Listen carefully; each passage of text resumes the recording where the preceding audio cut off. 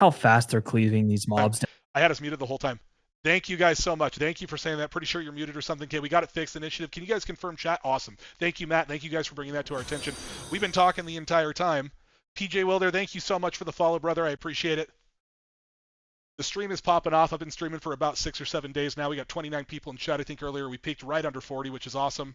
T-Wave just starting here with me. Gonna be my partner in crime. Abstract Violet, thank you so much for the follow. Appreciate it, guys. I want to keep making these Icebreaker Blitz invitationals bigger and bigger and bigger. I'm hoping we can get a few guilds involved next time, some guild versus guild action, and then potentially even the entire server versus other servers. That would be super cool. Or, I'm sorry, the guilds on the server, so the entire server versus each other. Murders just dropped a follow. Thank you, brother. Murders is the man. So competed one in the thing last I noticed, team lead of Team Nighthawk, putting in lots of effort. yeah, great run too. They looked really good. Just had some unfortunate situation, but other than that, they had a great run. One thing I noticed here, Overwhelm on Team Needs Improvement only has an Ixia buff. And I guess that's another Horde buff is the orange one, right? This is me being Alliance Andy. So he has 2 world buffs, it looks like. Yeah, so that's Warchief's Blessing. It's the equivalent to the buff of Might of Stormwind. Might of Stormwind, right? Okay. Yeah, so there isn't Might of Stormwind in Classic. They brought it into SOD because the only way to get it for Alliance is to go out to the Barrens and get mind controlled when it drops. How crazy is that? That's insane. And that's what the Alliance guilds do. They do it with 40 players. It's wild. Yeah, welcome to Classic WoW, where your TAM is not to be respected. I highly prefer SOD, but here we are. Both versions of the game have a lot of beauty to them, though. So what's the team comp on the left here? It looks like we have Rogue, Hunter, 2 Warriors, and a Shaman. Correct. Yep. So the Shaman is healing, although we've seen before we got Shamans doing some damage over on the side as well. So we'll see if he's sticking just to some chain healing or what's going on. But I don't hate the inclusion of the Hunter, to be honest with you. In short bursts and durations, Hunters can absolutely clap, especially if you have a Hunter in full tier 1 and they're getting the boost from their 6-piece from Molten Core with the multi-shot. That armor set, just so you know, in Classic is so powerful that all the way until Nax, if you have the ability to hit multiple mobs on a fight, it is the best set of armor that you can wear. So very powerful in dungeons. And they also have the ability to kite, plan a kite too with their frost trap they put down. Obviously not in SOD. I believe they can't put traps mid-fight in Classic Anniversary, correct? That is correct, but you have to remember Hunters have the ability to feign death, so they actually can do it in combat if they're cheeky about it.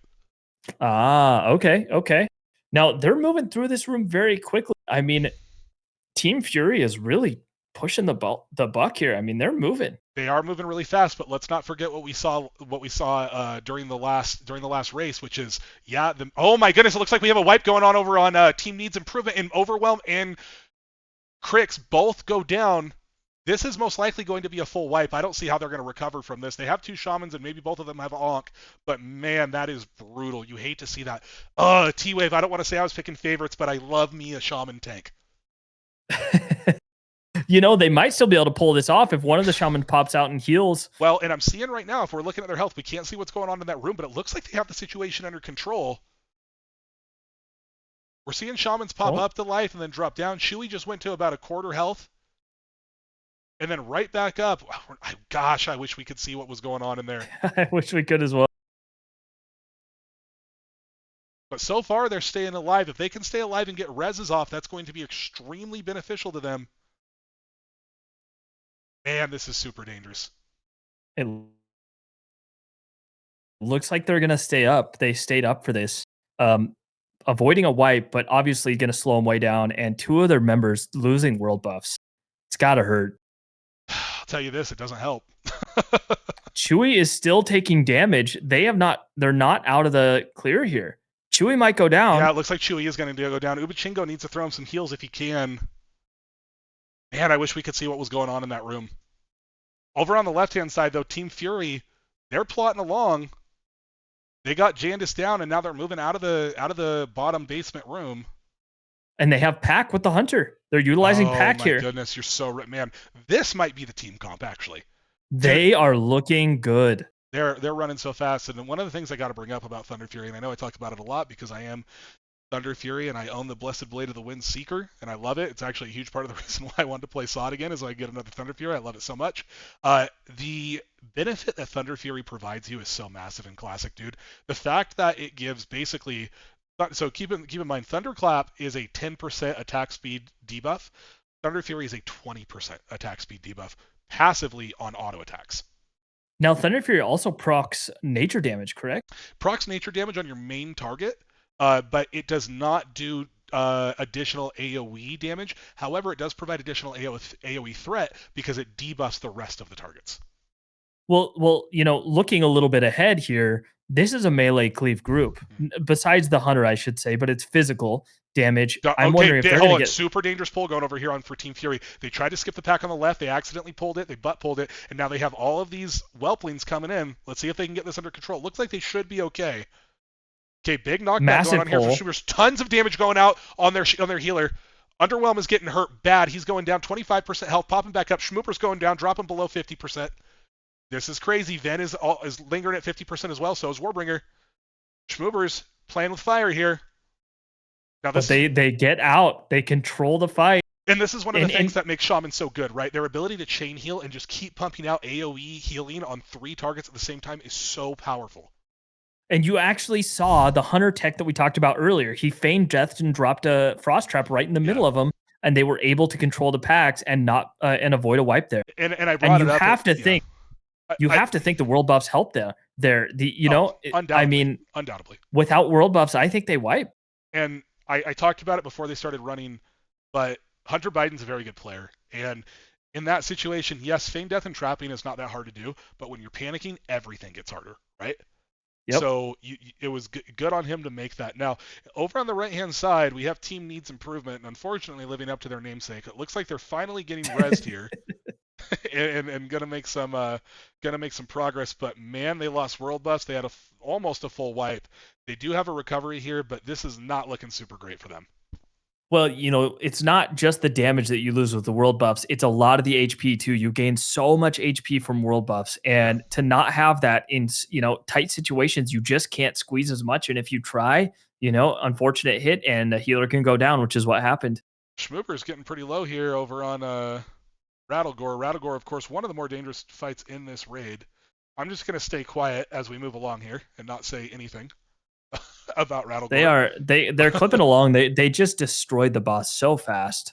They did. I'm not talking about anything. Yep, and do not. And the pack is out again, and they're running again. Oh, and he moved back to get the pack on everyone, and he's continuing forward.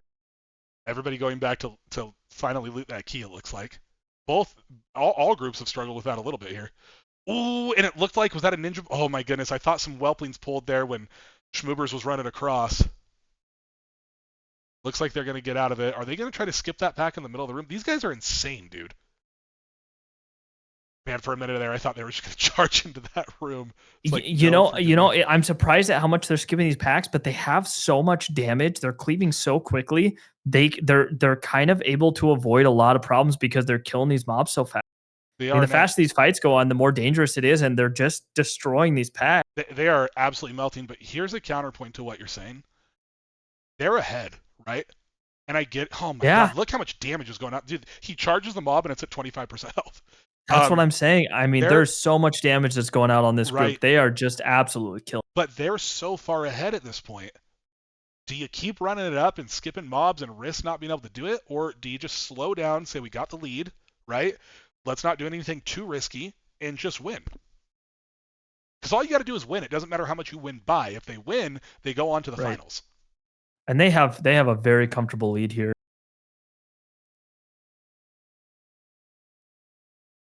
And I said this on the last stream, the one that the cast that we just did.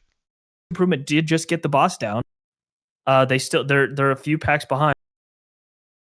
Yeah, more than a few. They're a whole room behind. They haven't killed Rattlegore yet. So I thought they killed Rattlegore. Have they not? If they haven't killed Rattlegore, they are way behind here. Unless I missed something here. They have. You know what? You're right. They haven't killed Rattlegore. They have not. They're way behind. They're super this is going to be tough to come back. I would agree with you that Team Fury is so far ahead here. I think I agree with you, especially on the next rooms that have the physical damage. Whatever. Pull slow. be smart here. Make sure you're just killing everything and not, and avoiding unnecessary wipes, unnecessary deaths. You've got the lead.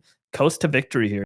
Yeah, I think I agree with that. Of course, you always want to, quote unquote, win more, but this sort of seems like a foregone conclusion at this point, and I'm not sure that taking a bunch of unnecessary risks by skipping mobs. Oh my goodness, so much damage to their Ras Frost Whisper. They are just absolutely pumping here, and this is Did you this do you is the see how power. much damage Hunter Biden is pushing out? I mean, I he is told you. throwing frost traps out. I He is told you he's a pumping freak. damage. He's an extremely good player, and on top of that, hunters are not as bad as people pretend they are in short bursts. Like when they can get an aim shot off into a multi-shot and they have rapid fire and stuff up, and improved aspect of the hawk procs, they're basically a machine gun. Like they are shooting so fast in those situations, and they can really output some crazy DPS, especially in a situation in a dungeon. Now, I would bet that they were going to utilize more of Hunter here in doing some pulls, which they are. Frost Trap already goes out. And as you notice, every time when they're running between mobs, they're putting pack up. I mean, you can see the timer up on the left. They're only at 14 and a half minutes, and they're already, toward the end of this dungeon. I mean, they are moving. Yeah, I mean they're crushing it. Like let's be honest, right? Like they're absolutely crushing it. So This is by far the fastest we've seen any team so far tonight. oh, and last week as well. And last week as well. Like they are really, they are well beyond what any team has been able to pull. I mean, this is getting to the point where it's damn near a perfect run, right? I mean, no wipes. They're doing big pulls. They're skipping mobs that I wouldn't have skipped, that you wouldn't have skipped. Hell no. I mean, they are looking good. I don't want to say I'd be Doing playing the afraid, AoE but pulls man, here. it's the problem is if you wipe, dude, it's so bad, right? Right, and you know what's funny is it looks so calculated, but the reality is this: they didn't know about which dungeon they were going to do till a little bit before the event. Now they got to go second, which means they got to prep a little bit more. They got to watch the first round, right? But they didn't sit here and plan this for an entire week, and they're doing strats that it looks like they've been planning for a week or so. Yeah, no. He even takes some time to loot because he has the time. Love it. No, I mean you're 100% right about this. Like they didn't have time to plan, right? We didn't give them time to plan, and so the fact that they're moving this effortlessly through the raid or through the dungeon rather is super impressive. Now again, we're here at a really dangerous part of the dungeon because Team Fury, they have 3 melee characters and a Resto Shaman, right? All of these people can just get blown to hell and die, but it looks like they are going to stay abstinent. No blowing today, T-Wave. No blowing at all. And I will say Thunder Fury is incredibly helpful in these AoEs as well. It looks like it's absolutely. going on so many of these. I can't understate to you in Classic. Now you were there when I got Thunder Fury in SOD, obviously, but it's not as big of a deal in SOD. In Classic, getting Thunder Fury it's such a big deal, and the reason that guilds talk about it so much is because it's not just good for the main tank; it's good for the entire raid because it's such a powerful item. It's so important. Well, and what's amazing too, a little context for those who have played SOD, it's so strong it essentially was untouched in SOD. With how much power creep that we had in SOD, it was essentially untouched, which means it's that much stronger in Classic. It's actually a good point. So yeah. They did very utilizing that in Anniversary is pretty amazing. They did very minimal changes to Thunder Fury, and it's still such a powerful item. Still competitive for threat with the majority of items, even in Nax with a bunch of ridiculously buffed weapons. So, I mean, they gave Hungering Cold a freaking Hodge effect, like, and that is still not BIS, by the way, so for Prot Warriors. So consider that. It's absolutely insane. Over on the right hand side of the screen. A little bit anticlimactic, and I understand that, but team needs improvement. They're still making their way through the dungeon. I have to believe, T-Wave, that this more than anything was just a composition error. I mean, Team Fury really, really came prepared, and team needs improvement. I think their composition isn't lending well, but I also think the execution hasn't been great. They had a few deaths people go down early on and lost some world buffs, and while I'd like to see a comp like this do really well, it just, goes into question, with the comp and with some of the strategy, what they were thinking here. But, putting something together, I like the gusto. I do too, and to be totally fair to them, and mad props to them for the chads that they are, I told everyone we needed a 4th team, and they threw this together at last minute and said, we'll do it, let's do it, we're going to win. So you got to give them respect and love for doing that. It's really great. It's really not about who wins and loses T-Wave. It's really about the journey and the friends you make along the way. Yeah, that sounds like something a loser would say. That's what I always say whenever we have a kid that cries because they lose a tournament in jiu-jitsu. The parents are like, Oh "Why my are they god. acting like that?" And I say, "You know who doesn't care about losing? Losers. That's right. It's always gonna hurt a winner." So anyway, Always gonna hurt. back over to it on the left hand of the side of the screen. You have Team Fury. We're looking at Schmoober's point of view. One of the tanks in our guild, Ice. Ice now So moving up wait, to so 6 raid teams in BWL, by the way, as of today. Absolutely nuts. fantastic. So this is the room that that in the first event the melee cleave had issues with, and the Team Fury is absolutely cutting through these mobs. They're just doing They're too having much no damage. issues at all. They're So doing so much damage that there's no transition on these. They're just cooking through them. so I brought that up, right? Perhaps if they got one there, but it just doesn't matter. They're killing things so fast. It's one of those things though where, like I said previously, if you have world buffs, maybe you just don't deal with the problem at all, right? And that's the thing that we've learned over Classic. What's the solution to a problem in Classic, T-Wave? Just ignore mechanics. And DPS through it, right? So DPS through it. Just ignore mechanics and press your button. over on Team Fury, their Resto Shaman healer there got pretty low, but he heals himself back up. Everybody's sitting about 10 to 20% health missing. They're keeping it moving, and you love to see that. Their feet are always moving. This team has not stopped once. Like once they started, they never stopped. They're just cooking. They're just cooking. The bandage coming out to help with the healer. The healer's probably going to be low mana is going to be drinking here, I would imagine. Murders is saying The mana totem comes is up. an Ellie shaman. I'm sure he spec'd Ellie, but for this run, I mean, he's basically been a resto shaman. That's been his job, is just to pump out heals. We're seeing him here. So he's an Ellie shaman. So he's kind of doing both roles. And I was wondering about that because you saw when the Wraith came out on that last room, he was able to burst that down.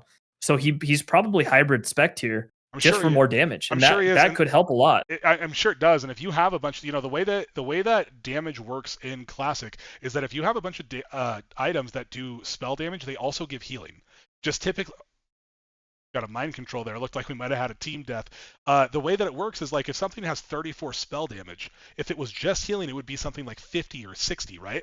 But if it's just spell damage, it's only spell damage, but you also get plus healing as well.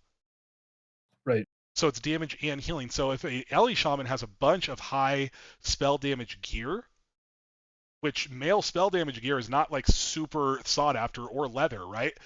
You could also heal very well, and so you're not seeing him pop up on the damage meters all the time. And Murders, I appreciate you bringing that up, but on things like those shades, chain lightnings and spamming lightning bolts, or nature's swiftness into a double lightning bolt, that's gonna just explode mobs. I love this team comp, T-Wave.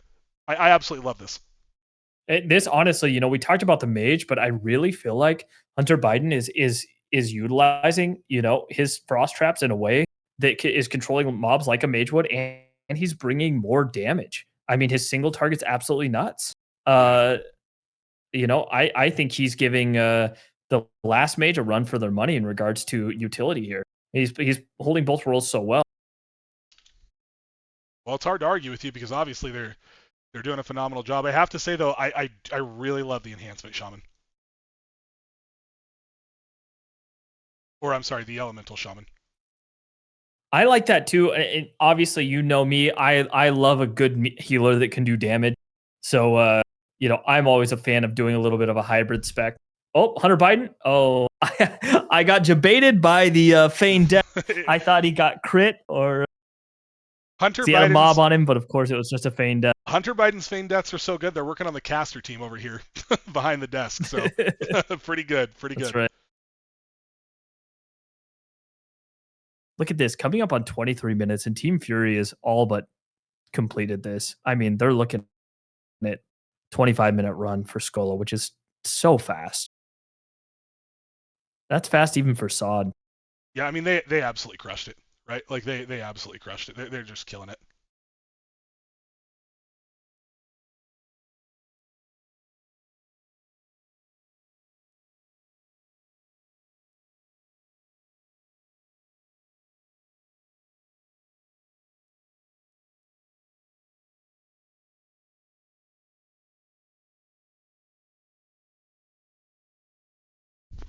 Now, nothing's over yet, but it's looking it's over, right? Darkmaster Candling is going to go down, and Team Fury is Oh my god. they're going to progress to the finals here, T-Wave.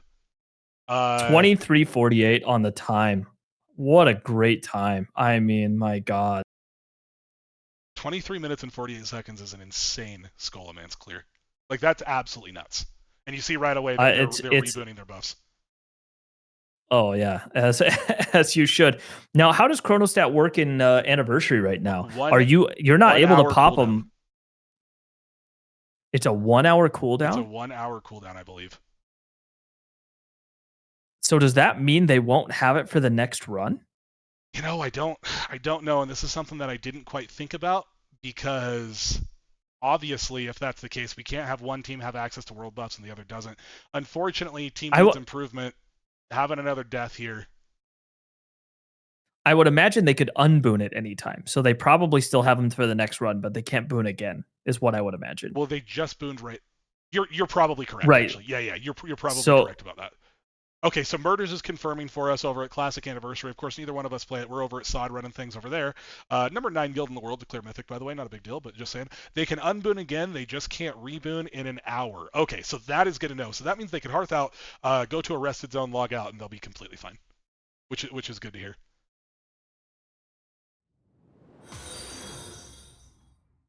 Narendis, thank you for the follow, brother. We appreciate it. Doing a little extra pulling just for fun here, it looks like, as they're headed out of the dungeon. Looking for some dark runes, perhaps, to help their healers out. I don't know. I'm sure Uncle Rico is not a. Damn it, Hunter Biden got me on that one. That one. Did you hear me pause for a minute? Did he? Yeah. Did he get you there too? Oh, it's so hard to tell. But I can't imagine Uncle Rico plays Elemental Shaman in their raids. I'm sure he's a healer, but man, having that off-spec Ellie for PvP and also to DPS on fights where you don't need a bunch of healers is just absolutely clutch. You know, you don't need 7 or 8 healers for Luciferon. You need like 2 or 3 good ones. So why not just have all your Ellie Shamans just send freaking Chain Lightnings? He is our Ellie Shaman in Nighthawk. He pump. Ellie Shaman's pumping. I don't know. You guys kill bosses pretty damn fast. Maybe he does pump. I love that he's an Ellie Shaman though. That's freaking sick. And you know, props to Uncle Rico, because not only does he play Ellie Shaman, a lot of time players like that, they don't want to switch up their strategies. They just want to, like, I'm an Ellie Shaman. I'm not coming to your group to be a healer. I am an Ellie Shaman. But that wasn't him. He's very much a team player. He went in there. He did his chain heals that he needed to do. Hit his chain lightnings when that needed to happen. Not that there was necessarily a super high skill cap on, you know, chain healing in a dungeon, but still doing what his team needs to done, and it pays off. And Team Fury ends up getting the lead here. They get the win. They're going to be moving on to the finals to face not Bloodbath and Beyond, but Team Purple Slurpee. Yeah, and you know, I want to speak a little bit from my own experience in regards to the Ellie Shaman. You know, like you said, people get so caught up in their one specific spec or one specific role, they don't actually learn their class. They just learn one role. And typically, if you're not learning more than your own role, you kind of are capping your own ability in that same role.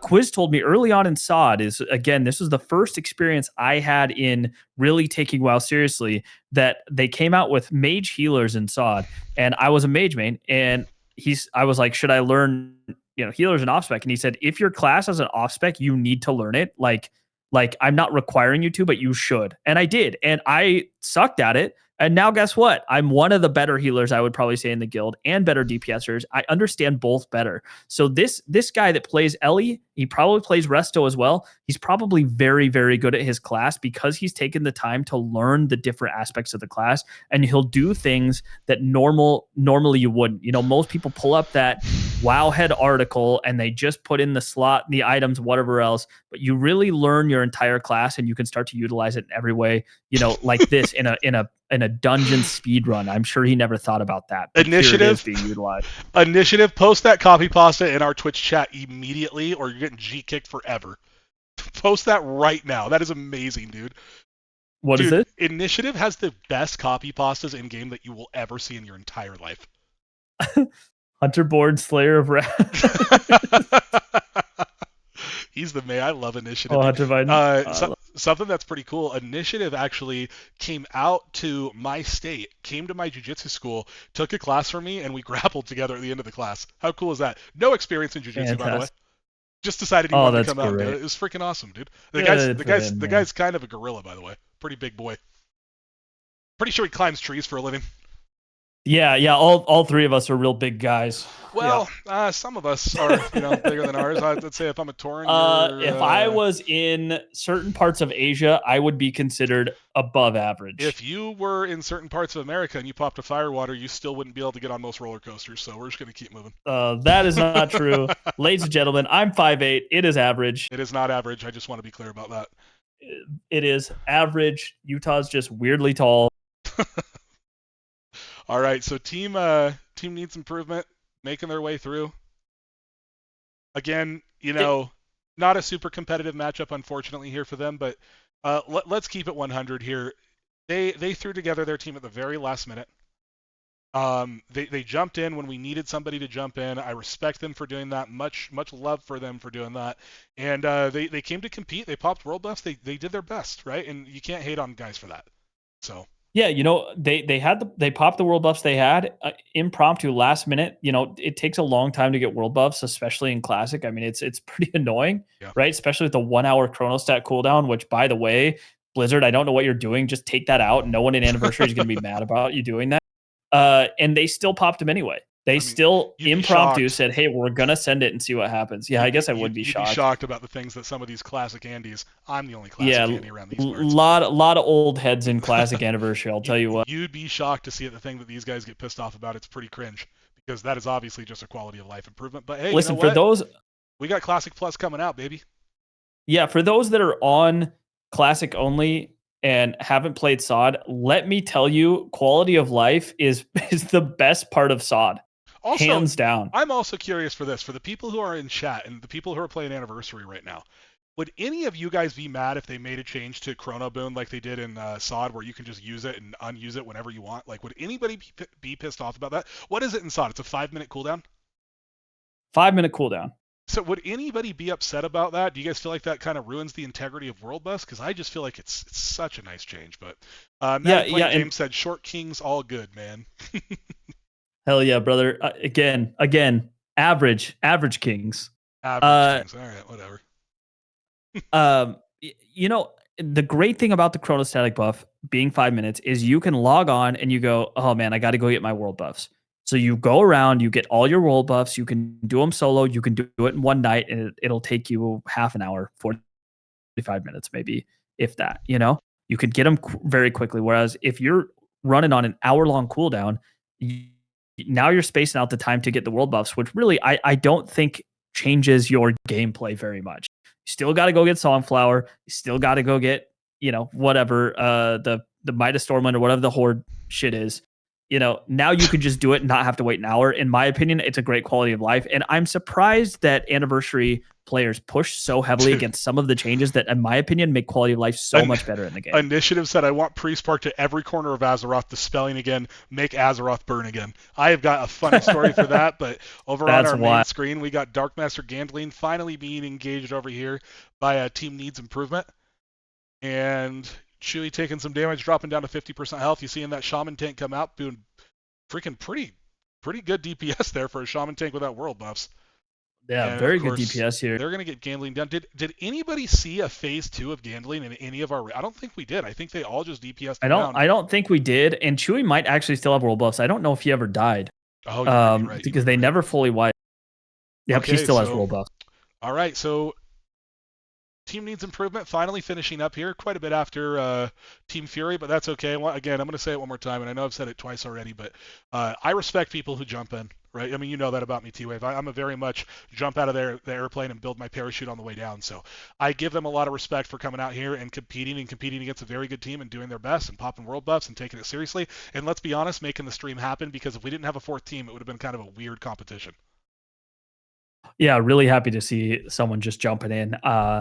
It's better to shoot first, ask questions later. Go for it, try it out, and I guarantee you the next time that they do this, they're gonna do better because of it, because they have one under their belt and they're just gonna have more experience for the next run. Yeah, completely agree.